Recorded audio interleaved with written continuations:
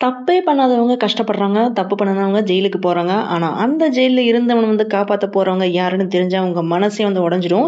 என்ன அவமானப்படுத்துனதுக்காக வேண்டி உயிரையே பணயம் வைக்க தயாரா இருக்கிற ஒரு பொண்ணு, இது அவங்க மேல இருக்கிற பாசமா, இல்ல ஃபேமிலிக்காக செய்ற தியாகமா? அவன் ஜெயிலுக்கு போனவன் அப்படின்னு டெய்லியுமே கேலி செஞ்ச மனோஜ் இப்ப அதே ஜெயில்ல இருக்கான். ஆனா, அவன காப்பாத்த வர்றது யாருன்னு தெரிஞ்சா ஷாக் ஆயிடுவீங்க. ஒரு சிக்னேச்சர், ஒரு தப்பான முடிவு, ஒரு ஃபேமிலி சிதறப்போன டைம்ல ஒரு பொண்ணு அதிரடியா ஒரு முடிவு ஒண்ணு எடுக்குறாங்க.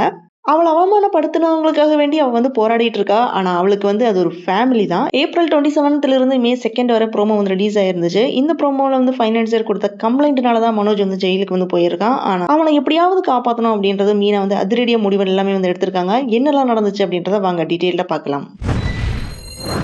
இது ஒரு சாதாரண பிரச்சனைலாம் இல்ல. ஒரு ஃபேமிலிய சிதறி போகிற நிலைமைக்கு வந்திருக்குது இந்த கதை. ஒரு பக்கம் அவனோட உயிர கூட தியாகம் பண்ண தயாரா இருக்கிற முத்து. இன்னொரு பக்கம் அவன் செஞ்ச தப்ப கூட ஒத்துக்காம இருக்கிற மனோஜ். அவன காப்பாத்திட்டே இருக்கிற மீனா. இந்த சீரியல்ல ஒவ்வொரு தடவையுமே பார்த்தீங்கன்னா, மனோஜும் விஜயாவும் ஏதாவது ஒரு பிரச்சனை பண்ணிட்டே இருக்காங்க. அவங்கள முத்துவும் மீனா காப்பாத்திட்டே இருக்காங்க. என்னதான் இப்படி இருந்தாலுமே மனோஜ் கொஞ்சம் கூட நன்றியே இல்லாம தான் இருக்கான். முத்து ஜெயிலுக்கு போனவன் தானே அப்படின்னு எப்ப பாரு சொல்லிட்டே தான் இருந்தான். விஜயா மட்டும் இந்த லேசுப்பட்டவங்கலாம் ஒண்ணும் கிடையாது. அவங்களோட பையன் அவங்களுக்கு எவ்வளவு ஹெல்ப் பண்ணனாலுமே அதையெல்லாமே கண்டுக்காம எதுக்கெடுத்தாலுமே முத்து தான் மொரடன். அவன் ஜெயிலுக்கு போனவன் அப்படின்னு சொல்லிட்டே தான் இருந்தாங்க. ஆனா இப்ப அதிரடியா ஒரு சம்பவம் ஒண்ணு நடந்திருக்கு. என்னன்னு பாத்தீங்கன்னா, அண்ணாமலையோட சிக்னேச்சர் போலியா போட்டு வீட்டு பத்திரத்தை வச்சு ஃபைனான்சியர் பணம் வாங்கியிருக்காங்க 2 பேருமே. அந்த ஒரு நிமிஷம் அந்த வீட்டுல இருந்த ஒவ்வொருத்தருக்குமே பாத்தீங்கன்னா, மண்ணே காலடியில இருந்து கீழே விழுந்த மாதிரி ஒண்ணு ஃபீல் ஆகுது. இந்த உண்மையுமே ஃபைனான்சியர் என்ன பண்றாருன்னா, சிந்தாமணி வீட்டுக்கு சொல்லிடுறாரு. அதோட இந்த வீட்டு நாங்க ஏலத்துல இருந்து விட போறோம் அப்படின்னு மிரட்டிட்டு இருக்காங்க.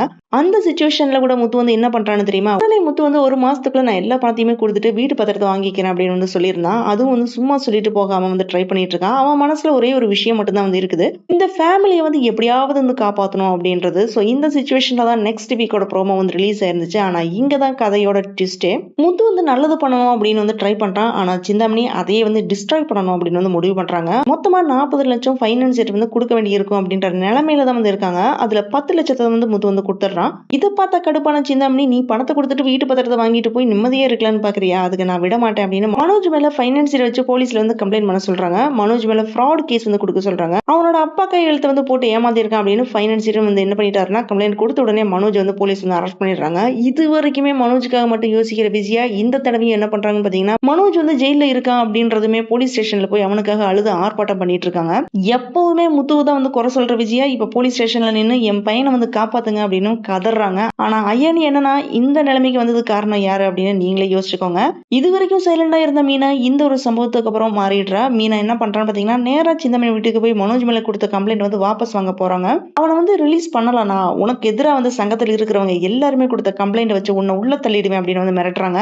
இந்த வேர்டு ஒரு சாதாரண த்ரெட் எல்லாம் இல்ல. ஒரு பொண்ணு இவ்வளவு நாளா அடக்கி வச்ச கோபம், ஃபேமிலிக்காக எதையுமே செய்யற தைரியம் தான் இது. இதை கேட்டதுக்கு அப்புறம் சிந்தாமணி பயந்து போய் மனோஜ் வெளியே அனுப்ப போறாங்களா, இல்ல என்ன நடந்தாலுமே பரவாயில்ல அப்படின்ட்டு மனோஜை இன்னும் அதிகமா ப்ரெஷர் கொடுக்க போறாங்களா? மீனா இவ்வளவு சாக்ரிஃபைஸ் பண்றத மனோஜும் விஜயாவும் உணருவாங்களா? அடுத்த வாரம் தான் நமக்கு எல்லாமே நமக்கு தெரிய வரும். மனோஜ் மீனாவையும் முத்தியும் நிறைய டைம் அசிங்கப்படுத்திட்டு இருக்கான். என்னதான் இருந்தாலுமே குடும்பத்துக்காக மீனா இப்ப அதிரடியா மாறி இருக்காங்க. இனியாவது விஜயாவும் மனோஜும் மீனாவை புரிஞ்சுப்பாங்களா, இல்ல ஆஸ் யூசுவலா மனோஜ் ஜெயில இருந்து வெளியே வந்த உடனே மீனா மேல பழிய போட்டு திட்ட போறாங்களா? இது எல்லாமே நம்ம வெயிட் பண்ணி தான் பார்க்க முடியும். மீனா இவ்வளவு தியாகம் பண்ணியுமே அவளுக்கு கிடைக்க போறது வெறும் தேங்க்ஸ் மட்டும்தானா, இல்ல எகெயின் அவமானமா? ஜெயில இருந்து வெளியே வந்த மனோஜ் உண்மையா மாறிடுவானா, இல்ல மீனாவையே எகெயின் ஹர்ட் பண்ணுவானா?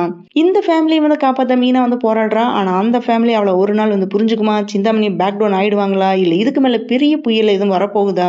நல்லவங்க இப்ப வரைக்குமே இது எல்லாத்தையுமே சகிச்சுட்டு தான் இருக்காங்க. இந்த கதையில வில்லன் யாரு அப்படின்றது தெரியல. ஆனா நல்லவங்க தான் எப்பவுமே அது அதிகமா கஷ்டப்படுறாங்க. முத்துவும் மீனாவும் ஃபேமிலிக்காக உயிரியே கொடுக்க ரெடியா இருக்காங்க. ஆனா அவங்களுக்கு கிடைக்கிறது அவமானம், வேதனை, துரோகம். அது மட்டும்தான். ஒரு நாள் அவங்க மாறினா என்ன ஆகும் அப்படின்னா, சீரியல் எண்ட் ஆயிடும். அவ்வளவுதான். Thanks for joining with me. இந்த வீடியோ உங்களுக்கு பிடிச்சிருக்கும் நம்புறேன். இந்த வீடியோக்கு லைக் பண்ணுங்க, ஷேர் பண்ணுங்க, சப்ஸ்கிரைப் பண்ணுங்க. Have a great day.